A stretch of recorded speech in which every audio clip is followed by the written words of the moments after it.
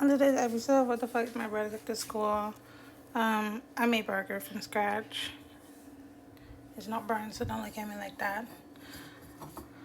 Oren, do you want me to slice it in two or just leave it whole?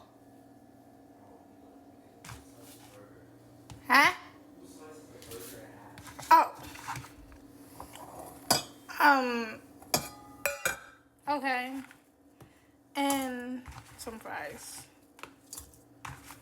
See, I was gonna make this big package, but no.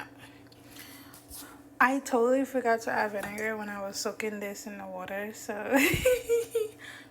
listen, the taste is all that matters. So this what it is. We got that. These two for now. Okay. You wanted a gusher and wasabi peas, so I got these little containers to just put a little bit of wasabi peas in here, and this. So these go on the bottom. You want to chicken off it.